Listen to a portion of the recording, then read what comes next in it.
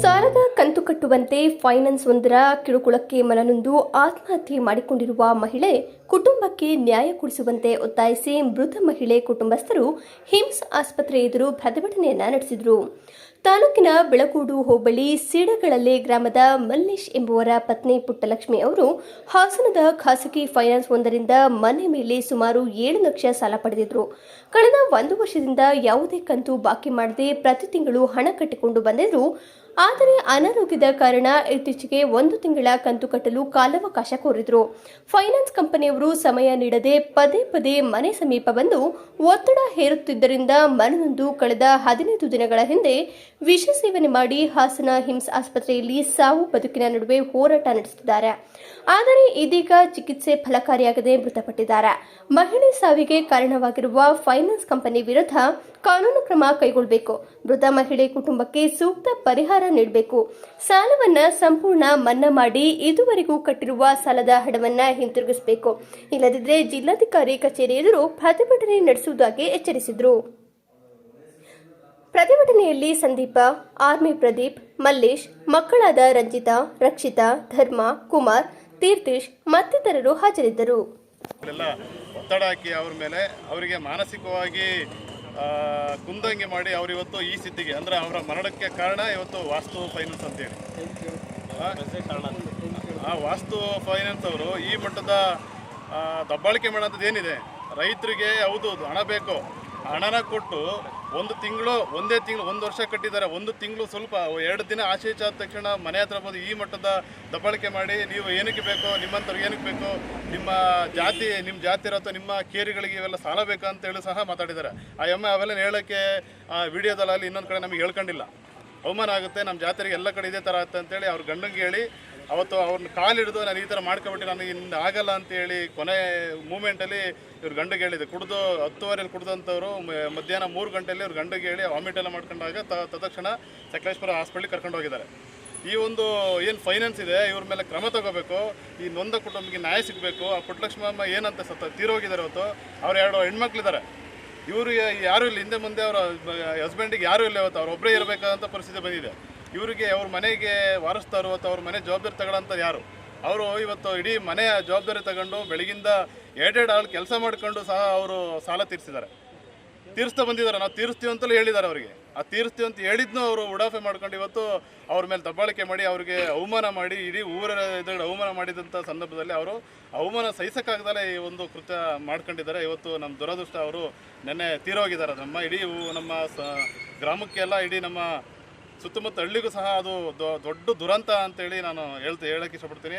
ಯಾಕೆ ಅಂದರೆ ಇವತ್ತು ಇಂಥ ರೈತರುಗಳು ತುಂಬ ಜನ ಆತ್ಮಹತ್ಯೆ ಮಾಡ್ಕೊತ ಹೇಳಿ ಬ್ಯಾಂಕಲ್ಲಿ ಸಾಲ ಲೋನ್ ತಗೊಂಡ್ರು ಓಕೆ, ಇಲ್ಲಿ ತಗೊಂಡ್ರೂ ಓಕೆ. ಆದರೆ ರೈತರು ತಗೊಳ್ಳೋದು ಅವರ ಒಂದು ಜಮೀನು ಡೆವಲಪ್ಮೆಂಟಿಗೆ ಅಥವಾ ಜಮೀನು ಕ್ಯಾಮ್ರಾ ನೋಡ್ಕೊಂಡು ಮಾತಾಡಿ ಸರ್.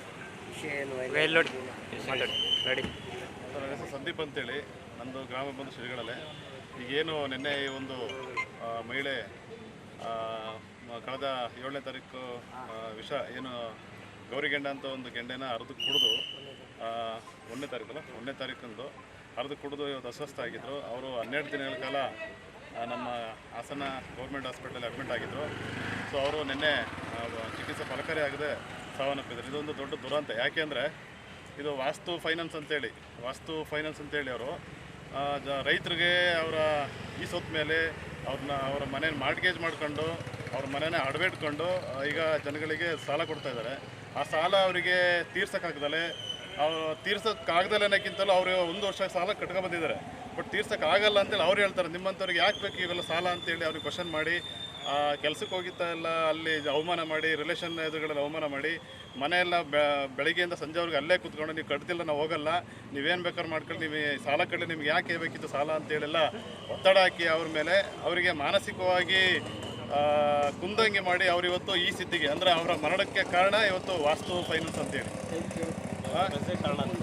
ಆ ವಾಸ್ತು ಫೈನಾನ್ಸ್ ಅವರು ಈ ಮಟ್ಟದ ದಬ್ಬಾಳಿಕೆ ಮಾಡೋಂಥದ್ದು ಏನಿದೆ, ರೈತರಿಗೆ ಹೌದು ಹಣ ಬೇಕು, ಹಣನ ಕೊಟ್ಟು ಒಂದು ತಿಂಗಳು ಒಂದು ವರ್ಷ ಕಟ್ಟಿದ್ದಾರೆ. ಒಂದು ತಿಂಗಳು ಸ್ವಲ್ಪ 2 ದಿನ ಆಶೀಚ ಆದ ತಕ್ಷಣ ಮನೆ ಹತ್ರ ಬಂದು ಈ ಮಟ್ಟದ ದಬ್ಬಾಳಿಕೆ ಮಾಡಿ, ನೀವು ಏನಕ್ಕೆ ಬೇಕೋ, ನಿಮ್ಮಂಥವ್ರಿಗೆ ಏನಕ್ಕೆ ಬೇಕೋ, ನಿಮ್ಮ ಜಾತಿ ಇರತ್ತೋ, ನಿಮ್ಮ ಕೇರಿಗಳಿಗೆ ಇವೆಲ್ಲ ಸಾಲ ಬೇಕಾ ಅಂತ ಹೇಳಿ ಸಹ ಮಾತಾಡಿದ್ದಾರೆ. ಆ ಎಮ್ಮೆ ಅವೆಲ್ಲ ಹೇಳೋಕ್ಕೆ ವಿಡಿಯೋದಲ್ಲಾಗಲಿ ಇನ್ನೊಂದು ಕಡೆ ನಮಗೆ ಹೇಳ್ಕೊಂಡಿಲ್ಲ.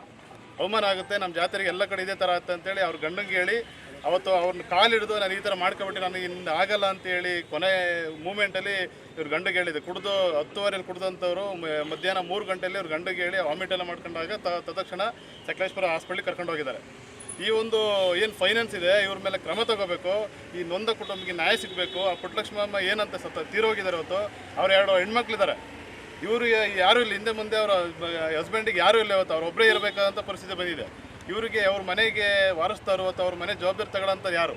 ಅವರು ಇವತ್ತು ಇಡೀ ಮನೆಯ ಜವಾಬ್ದಾರಿ ತಗೊಂಡು ಬೆಳಗಿಂದ 2 ಆಳು ಕೆಲಸ ಮಾಡ್ಕೊಂಡು ಸಹ ಅವರು ಸಾಲ ತೀರಿಸ್ತಾ ಬಂದಿದ್ದಾರೆ. ನಾವು ತೀರಿಸ್ತೀವಿ ಅಂತಲೂ ಹೇಳಿದ್ದಾರೆ ಅವರಿಗೆ. ಆ ತೀರಿಸ್ತೀವಿ ಅಂತ ಹೇಳಿದ್ನೂ ಅವರು ಉಡಾಫೆ ಮಾಡ್ಕೊಂಡು ಇವತ್ತು ಅವ್ರ ಮೇಲೆ ದಬ್ಬಾಳಿಕೆ ಮಾಡಿ ಅವ್ರಿಗೆ ಅವಮಾನ ಮಾಡಿ ಇಡೀ ಊರ ಎದುರುಗಡೆ ಅವಮಾನ ಮಾಡಿದಂಥ ಸಂದರ್ಭದಲ್ಲಿ ಅವರು ಅವಮಾನ ಸಹಿಸೋಕ್ಕಾಗದಲ್ಲೇ ಈ ಒಂದು ಕೃತ್ಯ ಮಾಡ್ಕೊಂಡಿದ್ದಾರೆ. ಇವತ್ತು ನಮ್ಮ ದುರದೃಷ್ಟ ಅವರು ನೆನ್ನೆ ತೀರೋಗಿದ್ದಾರೆ. ನಮ್ಮ ಗ್ರಾಮಕ್ಕೆಲ್ಲ ಇಡೀ ನಮ್ಮ ಸುತ್ತಮುತ್ತ ಹಳ್ಳಿಗೂ ಸಹ ಅದು ದೊಡ್ಡ ದುರಂತ ಅಂತೇಳಿ ನಾನು ಹೇಳಕ್ಕೆ ಇಷ್ಟಪಡ್ತೀನಿ. ಯಾಕೆ ಅಂದರೆ ಇವತ್ತು ಇಂಥ ರೈತರುಗಳು ತುಂಬ ಜನ ಆತ್ಮಹತ್ಯೆ ಮಾಡ್ಕೊತ ಹೇಳಿ ಬ್ಯಾಂಕಲ್ಲಿ ಸಾಲ ಲೋನ್ ತಗೊಂಡ್ರು ಓಕೆ, ಇಲ್ಲಿ ತಗೊಂಡ್ರೂ ಓಕೆ. ಆದರೆ ರೈತರು ತಗೊಳ್ಳೋದು ಅವರ ಒಂದು ಜಮೀನು ಡೆವಲಪ್ಮೆಂಟಿಗೆ ಅಥವಾ ಜಮೀನು ಏನೋ ಒಂದು ಕೆಲಸ ಮಾಡೋಕ್ಕೋ ಅಥವಾ ಮನೆ ಕಟ್ಟಲಿಕ್ಕೆ ಏನೋ ತಗೊಂಡಿರ್ತಾರೆ. ಅದನ್ನು ಇವರು ಉಡಾಫೆ ಮೇಲೆ ನಿಮ್ಮಂಥವ್ರಿಗೆ ಯಾಕೆ ಬೇಕು ಅನ್ನೋ ಒಂದು ಮಾನಸಿಕವಾಗಿ ಕುಗ್ಸೋಂಥ ಕೆಲಸ ಮಾಡಿ ಇವತ್ತು ಈ ರೀತಿ ತಂದು ಇಡಿಸಿದ್ದಾರೆ. ವಾಸ್ತು ಹೌಸಿಂಗ್ ಫೈನಾನ್ಸ್ ಅನ್ನೋ ಒಂದು ತಣ್ಣೀರಾಳದಲ್ಲಿರೋಂಥ ಒಂದು ಬ್ರಾಂಚಲ್ಲಿ ವಾಸ್ತು ಹೌಸಿಂಗ್ ಫೈನಾನ್ಸಲ್ಲಿ ಒಂದು 7 ಲಕ್ಷ ಸಾಲವನ್ನು ತಗೊಂಡಿರ್ತಾರೆ. ಸೊ ಸಾಲವನ್ನು ಯಾವುದೇ ಒಂದು ಕಂತನ್ನು ಬಾಕಿ ಬಿಡದೆ ನೀಟಾಗಿ ಸಾಲ ಕಟ್ಕೊಂಡು ಬರ್ತಾನೆ ಇರ್ತಾರೆ. ಕಳೆದ ತಿಂಗಳಲ್ಲಿ ಅವ್ರಿಗೆ ಆರೋಗ್ಯದ ಸಮಸ್ಯೆಯಿಂದ ಒಂದೇ ಒಂದು ತಿಂಗಳು ಡ್ಯೂ ಆಗುತ್ತೆ.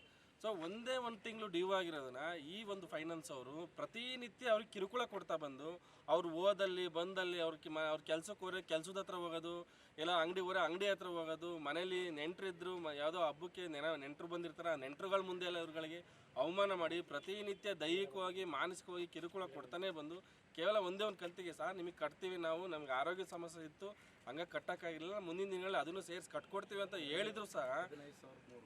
ಹೇಳಿದ್ರು ಸಹ ಇವರು ಪ್ರತಿನಿತ್ಯ ಕಿರುಕುಳ ಕೊಡ್ತಾನೆ ಬಂದಿರ್ತಾರೆ. ಸೊ ರಾಜ್ಯ ಸರ್ಕಾರದ ಒಂದು ಆದೇಶ ಇರುತ್ತೆ, ಯಾರೂ ಕೂಡ ಫೈನಾನ್ಸ್ನವರು ಯಾವ ಒಂದು ಸಾರ್ವಜನಿಕ ಕಿರುಕುಳ ಕೊಡಬಾರ್ದು. ಅವ್ರನ್ನ ನೀವೇನು ಸಾಲ ಕೊಟ್ಟಿದ್ರನ್ನ ಅದನ್ನು ನೀಟಾಗಿ ಕಲೆಕ್ಷನ್ ಮಾಡ್ಕೋಬೇಕು, ಯಾವುದೇ ರೀತಿ ಕಿರುಕುಳ ಕೊಡಬಾರ್ದು ಅನ್ನೋ ಒಂದು ಆದೇಶ ಮಾಡಿರ್ತಾರೆ. ಈ ಆದೇಶವನ್ನು ಈ ವಾಸ್ತು ಹೌಸಿಂಗ್ ಫೈನಾನ್ಸ್ ಅವರು ಉಲ್ಲಂಘನೆ ಮಾಡಿರ್ತಾರೆ. ಸೊ ಇವರು ಪುಟ್ಟಲಕ್ಷ್ಮಮ್ಮ ಅನ್ನೋರು ಈ ಒಂದು ದೈಹಿಕವಾಗಿ ಮಾನಸಿಕವಾಗಿ ಕಿರುಕುಳವನ್ನು ತಾಳಲಾರದೆ ದಿನಾಂಕ ಇದೇ ತಿಂಗಳು 1ನೇ ತಾರೀಕು ಗೌರಿಗೆಂಡೆ ಅನ್ನೋ ಒಂದು ಗೆಡ್ಡೆನ ಹರಿದು ಕುಡ್ದಿರ್ತಾರೆ. ಇವರು ಏನು ಮಾನಸಿಕವಾಗಿ ಕಿರುಕುಳ ಕೊಟ್ಟಿರ್ತಾರೆ, ನಮಗೆ ಸಾರ್ವಜನಿಕರ ಮುಂದೆ ನೆಂಟರಷ್ಟರ ಮುಂದೆ ಎಲ್ಲ ಇವರಿಗೆ ಕಿರುಕುಳ ಕೊಟ್ಟಿದ್ದ ಇವರಿಗೆ ಅವಮಾನ ತಾಳಲಾರದೆ ಇವರು ಆ ಗೆಡ್ಡೆಯನ್ನು ಹರಿದು ಕುಡ್ದಿರ್ತಾರೆ. ಸೊ ಹರಿದು ಕುಡ್ದಂಥ ಸಂದರ್ಭದಲ್ಲಿ ಅವರ ಮನೆಯವ್ರಿಗೆ ತಿಳಿಸಿ ಹೇಳಿದಾಗ ಆ ಮನೆಯವರು ಸಕಲೇಶ್ಪುರ ಆಸ್ಪತ್ರೆಗೆ ಕರ್ಕೊಂಡು ಬಂದು ಅಲ್ಲಿಂದ ಹೆಚ್ಚಿನ ಚಿಕಿತ್ಸೆಗೆ ಹಾಸನ ಕರ್ಕೊಂಡ್ಬಂದಿರ್ತಾರೆ. ಸೊ ನಿನ್ನೆ ಮಧ್ಯಾಹ್ನ ಒಂದು 3-4 ಗಂಟೆ ಸಮಯದಲ್ಲಿ ಅವರು ಡೆತ್ ಆಗಿರ್ತಾರೆ. ಸೊ ನಮ್ಮ ಒಂದು ಮನವಿ ಏನಪ್ಪ ಅಂದರೆ ಸರ್ಕಾರಕ್ಕೆ ಈ ಒಂದು ವಾಸ್ತು ಹೌಸಿಂಗ್ ಫೈನಾನ್ಸನ್ನು ಲೈಸೆನ್ಸ್ನ ರದ್ದು ಮಾಡಬೇಕು. ಮೊದಲನೇದಾಗಿ ಈ ಒಂದು ವಾಸ್ತು ಹೌಸಿಂಗ್ ಫೈನಾನ್ಸ್ ಮೇಲೆ ಕ್ರಿಮಿನಲ್ ದೂರು ದಾಖಲಾಗಿದೆ. ಈ ಫೈನಾನ್ಸ್ನ ರದ್ದು ಮಾಡಬೇಕು.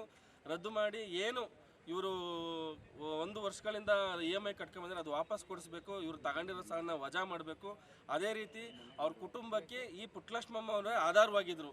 ಅವ್ರ ಗಂಡಗೆ ಸ್ವಲ್ಪ ಆರೋಗ್ಯದ ಕಾರಣಗಳಿಂದ ಅವರು ಕೆಲಸ ಮಾಡ್ತಾ ಇರಲಿಲ್ಲ. ಇದೇ ಪುಟ್ಟಲಕ್ಷ್ಮಮ್ಮ ಕೆಲಸ ಮಾಡ್ಕೊಂಡು ಸಾಲ ತೀರಿಸ್ತಾ ಇತ್ತು.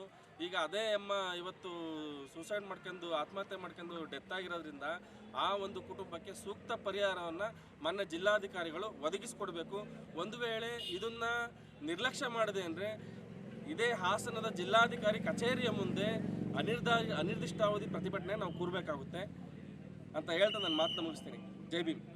ಅದು ನಾಳೆ ದಿನದ ವಿಚಾರ. ಫಸ್ಟ್ ಈಗ ರಾತ್ರಿ ಕೇಸಾಗಿ ಎಷ್ಟು ದಿನ ಆಗಿದೆ ಸರ್? ಇದು FIR ಆಗಿ ಎಷ್ಟು ದಿನ ಆಗಿದೆ? ಏನು ಮಾಡ್ತಾಯಿದ್ದಾರೆ ಡಿಪಾರ್ಟ್ಮೆಂಟ್ ಅವರು? ಬೇರೆ ಯಾವ್ದಾರ ವಿಚಾರ ಆದರೆ ಹೋಗ್ಬಿಟ್ಟು ಮನೆ ಬಾಗಿಲಿಗೆ ಹೋಗ್ಬಿಟ್ಟು ಅವನ್ನ ಕಾಯ್ದು ಕೂತು ಕರ್ಕೊಂಡ್ಬಂದು ಜೈಲಿಗೆ ಹಾಕ್ತಾರೆ. ಇಷ್ಟು ದಿನ ಏನು ಮಾಡ್ತಿದ್ದಾರೆ? ಒಂದು ಇಲ್ಲಿ ಡೆಡ್ ಬಾಡಿ ಹಾಸ್ಪಿಟಲ್ ಹತ್ರ ಇದೆ, ಇದುವರೆಗೂ ಅವ್ರನ್ನ ಅರೆಸ್ಟ್ ಮಾಡೋಕ್ಕಾಗಿಲ್ಲ ಅಂದರೆ ಏನು ಹೇಳ್ಬೇಕು ಇವ್ರಿಗೆ? ಇದ್ರ ಬಗ್ಗೆ ದಯವಿಟ್ಟು SP ಮೇಡಮ್ ಅವರು ಗಮನ ಹರಿಸ್ಬೇಕು.